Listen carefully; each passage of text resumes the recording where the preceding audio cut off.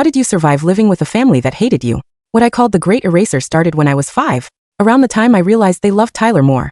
See, they adopted me when they couldn't have kids. And as chance would have it, they had their miracle baby 4 years later. That's when I became the mistake they were stuck with. I really felt it the day I showed Mom a drawing I worked on for hours. You're so sensitive, she snapped. After telling me it looked like a blind monkey had a seizure. God, why are you crying now? By middle school, destroying me had become their favorite family activity. My hamster vanished from a locked cage overnight. When I came downstairs crying, Mom was drinking coffee at the kitchen table. Maybe it got tired of living with you, she said, not even looking up from her phone.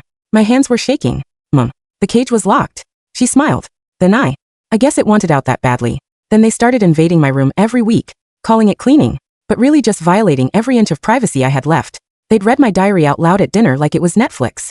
Wish I had a different family. Mom read in a mocking voice while Tyler howled with laughter. Sometimes I dream about running away. She slammed it shut. Dramatic much? You have a roof over your head. You ungrateful brat.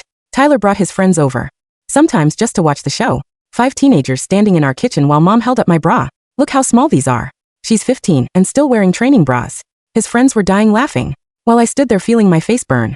We're teaching you resilience, Dad announced one night after Mom spent 20 minutes mocking my crush and one of Tyler's entire baseball team. When we're done with you, you'll be strong. His hand squeezed my shoulder so hard it left bruises. Won't she, honey? If she doesn't kill herself first, Mom muttered, and they both laughed like it was the funniest thing they'd ever heard. But everything shattered the summer before sophomore year. When they packed for Orlando, someone needs to watch the house and do the chores, Mom said, not even making eye contact. She dropped a 20 on the counter. We'll be gone 2 weeks. Try not to burn the place down. Wait, I'm not going. Not going. Dad finished.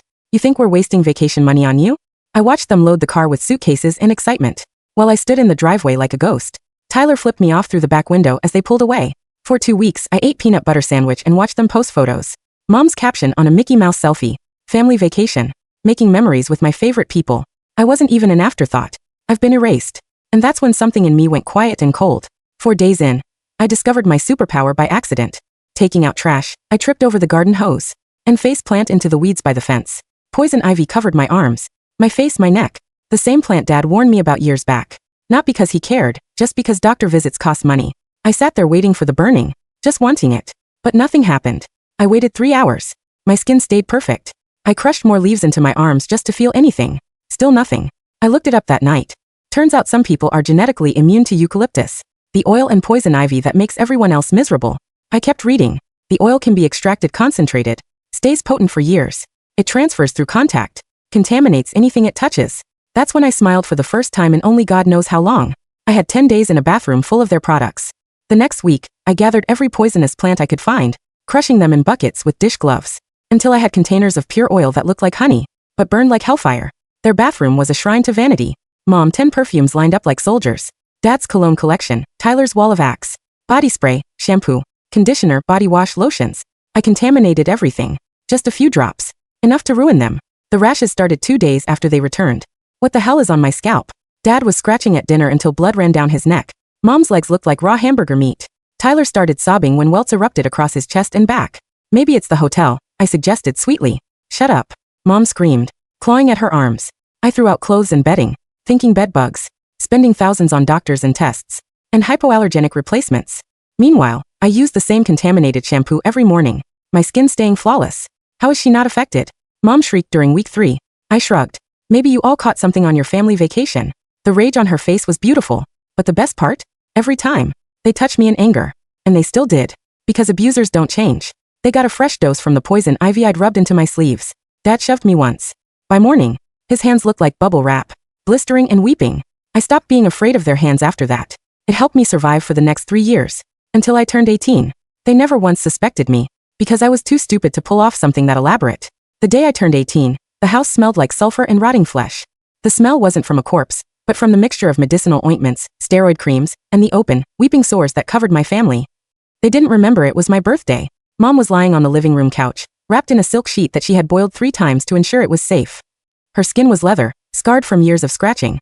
Her vanity was gone, replaced by a paranoia that bordered on psychosis. Water, she croaked when I walked by. Get me ice water. My throat itches. Get it yourself, I said. The silence that followed was heavy. For 3 years I had played the mute, terrified servant. Mom sat up, wincing as the fabric pulled at a scab on her shoulder. What did you say to me? I said, get it yourself. I stopped in the doorway, my backpack slung over one shoulder. It contained my birth certificate, my social security card, and $4,000 I had siphoned from Dad's wallet over the last 3 years. $5 here, $10 there. Just enough to disappear. Tyler stumbled out of his room. The golden child was tarnished. He had lost his baseball scholarship sophomore year because he couldn't wear the uniform without breaking out in agonizing welts. The steroid injections had made him bloated and angry. Why are you wearing a jacket? Tyler sneered, scratching his neck. Where do you think you're going? I'm leaving, I said calmly. I'm 18. I'm done. Dad appeared from the hallway, his face a map of red lesions. You aren't going anywhere. Who's going to wash the sheets? Who's going to run to the pharmacy? Hire a nurse, I said. Oh wait, you fired the last 3 because you accused them of bringing fleas into the house. Dad lunged for me. It was instinct. He wanted to grab my arm, to squeeze, to hurt. But just as his hand came within an inch of my jacket, he flinched. He pulled back. He was afraid to touch me. Not because he respected me, but because deep in his lizard brain, he had associated touching me with pain. Every time he had hit me in the last 3 years, his hands had swollen into sausages the next day. I had conditioned him like a dog. You're ungrateful, Mom spat, tears mixing with the calamine lotion on her cheeks. After everything we did for you, we took you in. We gave you a home.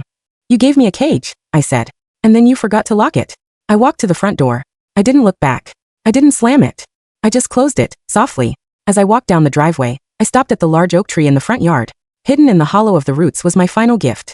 A spray bottle filled with a hyper-concentrated solution of urushiol I had been distilling for 6 months. It was black, oily, and potent enough to contaminate an entire city block. I walked to Dad's prized vintage Mustang, the one he loved more than me and lately more than Tyler. I sprayed the door handles. I sprayed the steering wheel. I sprayed the seatbelt.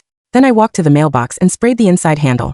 Then I walked to the bus stop, dropped the bottle in a public trash can, and got on the first bus heading west. I didn't itch. I felt nothing but the cool breeze. 5 years passed. I reinvented myself. I went by the name, Ivy. A private joke that no one else understood. I put myself through college on loans in spite, majoring in botany with a minor in chemical engineering. I became obsessed with plant defense mechanisms. I wrote papers on how nature fights back against predators. I didn't have social media. I didn't have a digital footprint. But I kept tabs on them. It wasn't hard. They made the news occasionally. Local family suing water company for mysterious illness. Homeowner claims mold infestation caused chronic dermatitis. They had burned through their savings. They had moved houses twice, convinced the walls were infected. They didn't understand that the poison wasn't in the walls. It was on them. Urushiol oil stays potent on surfaces for up to 5 years if not washed off with heavy solvents. They were cross-contaminating everything they owned. Every time they moved, they packed their clean clothes in the same contaminated suitcases. They hugged each other for comfort, spreading the oil. It was a cycle of misery. I was working in a high-end greenhouse in Seattle when my phone rang. It was a private number. I usually didn't answer, but curiosity got the better of me. Hello. Ilara. It was the name I hadn't heard in half a decade. My birth name. The voice was raspy, broken. It was Tyler. Who is this? I asked, keeping my voice steady. Don't hang up. Please. We found you through a PI. It cost us the last of Dad's retirement fund. What do you want, Tyler? Mom is dying, he said. I paused. I waited for a pang of guilt, a wave of sadness. I checked my pulse. Normal. From what? Complications. Infection. She scratched until she hit the bone. Ilara. The staph infection went into her blood. Sepsis.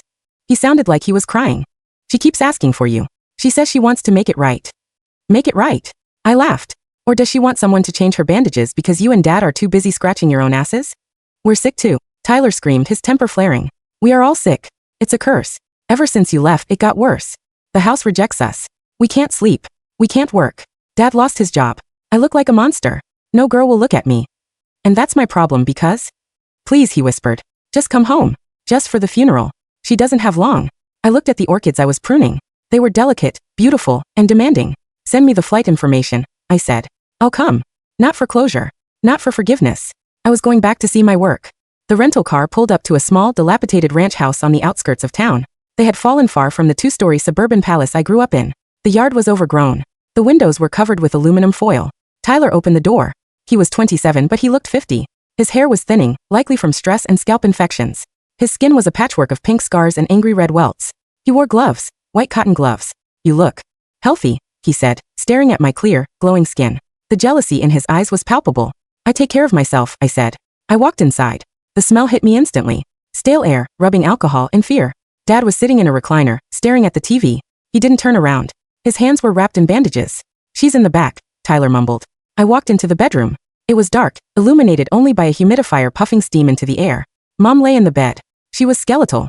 Her skin wasn't just rashy, it was ruined. Years of steroid use had thinned it to parchment. She opened her eyes. They were milky and wet. Ilara, she wheezed. My miracle baby. I almost gagged. I was the mistake, remember? Tyler was the miracle. She tried to reach for my hand. I stepped back. Don't be cruel, she whispered. I'm dying. I wanted to tell you. Tell me what? That we forgive you. I froze. The audacity took my breath away. You forgive me? For running away, she said. For abandoning us when we got sick. We know you were young, scared. But we need you now. Dad needs you. Tyler needs you. The money, it's gone. But if you stay, you can work. You can take care of the boys. She wasn't apologizing. She was recruiting. She was dying, and her last act was to try and chain me back to this hellhole to serve the men who had tormented me. Is that why you hired the PI? I asked softly, not to say goodbye, but to find a nurse? Family helps family, she said, her voice hardening. It's your duty. I looked at the nightstand. There was a bottle of lotion there. It was a cheap brand. You know, I said, leaning in close. I used to wonder why God hated you so much. Why you were the only ones who suffered. It's the environment, she cried. Bad luck. Genetics. It's not genetics, Mom. It's contact. I reached into my purse and pulled out a small glass vial. It contained a clear, amber liquid. Do you know what urushiol is? I asked. She blinked. The poison ivy thing? It's an oil, I explained, like I was giving a lecture to my students. It's invisible. It doesn't evaporate. It stays on doorknobs, steering wheels, remote controls, and toilet seats for years. Unless you wash it off with a degreaser, it just spreads. From your hand to your face. From your face to your pillow. From your pillow to Dad. Her eyes went wide. The heart monitor beeped faster. I am immune, I said. You aren't. I uncorked the vial. The smell was earthy sharp. Remember the summer you went to Orlando? I asked. Remember how you told me I wasn't worth the money? That I was a mistake? No, she gasped. You didn't. I extracted it, I whispered. I put it in your shampoo, your lotion, your makeup brushes. I painted the house with it. And the day I left, I recoded everything you own. You haven't been fighting bad luck, Mom. You've been fighting me. She tried to scream, but her throat was too dry. She started to thrash, but the movement caused her pain. You're a monster, she hissed. A witch. I'm the blind monkey, I said, referencing the drawing she mocked when I was 5. And I finally finished my masterpiece. I poured the contents of the vial onto the sheets at the foot of her bed. Goodbye, Mom. I walked out of the room. Tyler and Dad were in the hallway, looking hopeful. Is she okay? Did she convince you to stay? Tyler asked. She's dead to me, I said. Wait. Dad stood up, wobbly. You can't just leave. We have no money. We can't work. I know, I said. I guess you'll have to learn resilience. Isn't that what you wanted to teach me? I'll call the cops. Tyler shouted, blocking the door. I'll tell them what you did. Whatever you did. I laughed. It was a full belly laugh that felt amazing. Go ahead. Tell them your estranged daughter put poison ivy on your doorknobs 5 years ago. Tell them that's why you're sick. Do you know how insane you sound? You've seen 50 doctors. They all say it's dermatitis or psychosomatic. No one will believe you. They'll just think the itch has finally reached your brain. I stepped toward Tyler. He flinched, terrified that I might touch him. He scrambled out of the way. I opened the front door. The sun was setting. Oh, one last thing, I said, turning back to them. They stood there, 2 scratching, miserable men in a rotting house. I touched every single door handle in this house while I was walking through. I didn't wash my hands after I opened that vial in the bedroom. Tyler looked at the door handle he was holding. He screamed and let go, scrubbing his hand on his shirt. Have a nice life, I said. I walked to the rental car. Behind me, I could hear the shouting, the panic, the inevitable frantic washing that would only spread the oil further. Mom died 2 days later. The stress was too much for her heart. Dad and Tyler ended up in a state-run facility. They were diagnosed with delusional parasitosis, a mental condition where patients believe they are infested with bugs or toxins. Because they constantly scratched at invisible poisons and blamed their daughter who lived 3 states away, the doctors heavily medicated them. They spend their days in straitjackets to keep them from tearing their own skin off. As for me, I own a flower shop now. We specialize in exotic plants. My bestseller is a beautiful, trailing vine with glossy green leaves. I keep it in a glass case. People ask why I keep a common weed locked up like a diamond. I tell them it's a reminder. Even the smallest, most overlooked thing in the garden can bring down a giant if you give it enough time.